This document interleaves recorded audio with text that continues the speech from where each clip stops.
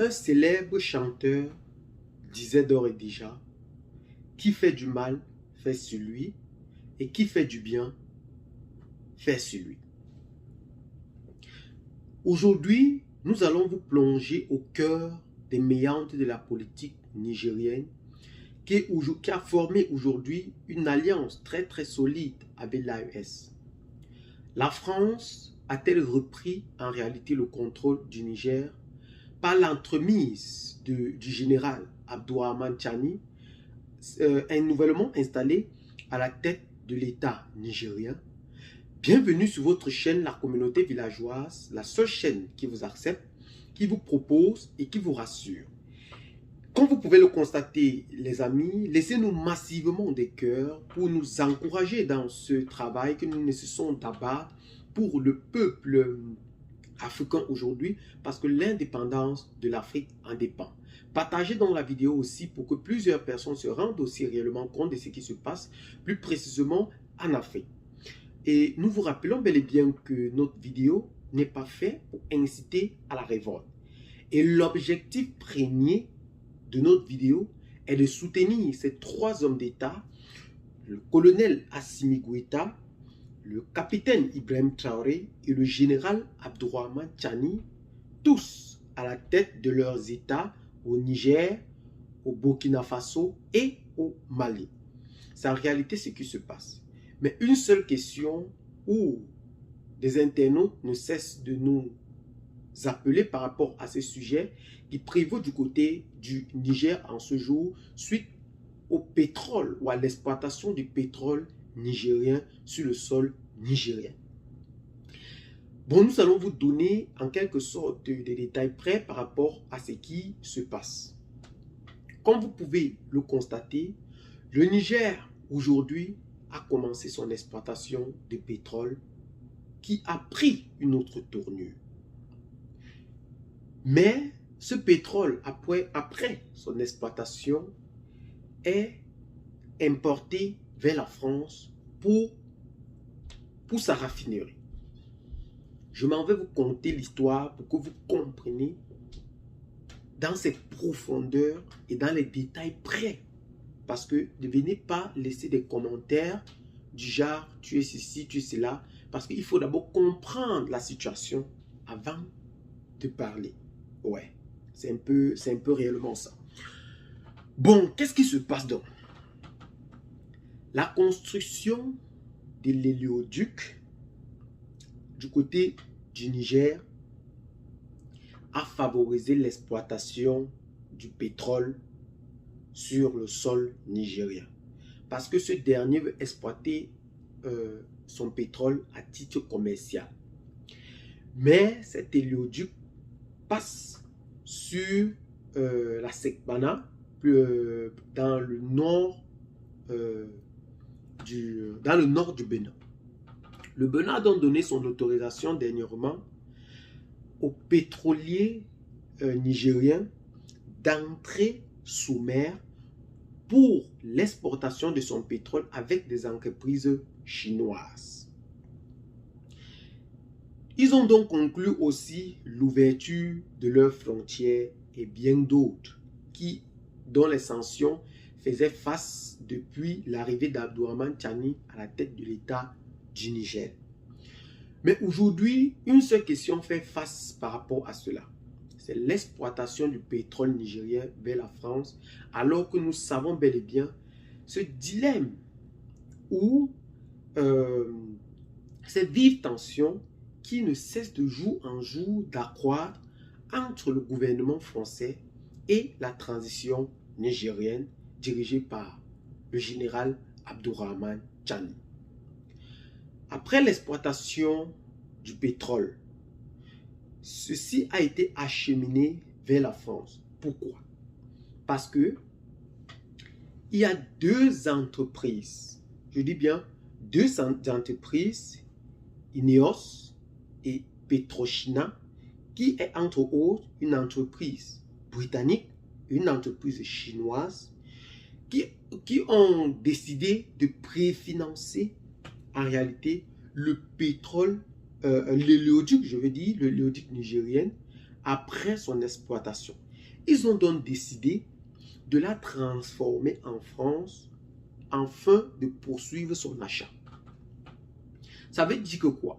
C'est l'entreprise Petrochina et l'entreprise Ineos, ils ont donc décidé tous ensemble de raffiner ce pétrole dans le sud de la France afin de sa commercialisation. Donc en réalité, ce n'est pas le gouvernement nigérien qui a pris cette décision d'exporter le pétrole au sud de la France. Ça, c'est la première chose à comprendre. La deuxième chose à comprendre est que ce préfinancement pour la construction de l'oléoduc a été conclu que 3/4 du pétrole nigérien sera acheté par ces deux entreprises. Mais les 1/4 restant, ils ont encore trouvé un nouvel accord pour acheter encore cette dernière part. Et le gouvernement ou le sol nigérien, à travers cet oléoduc, peut produire 90 000 barils par jour.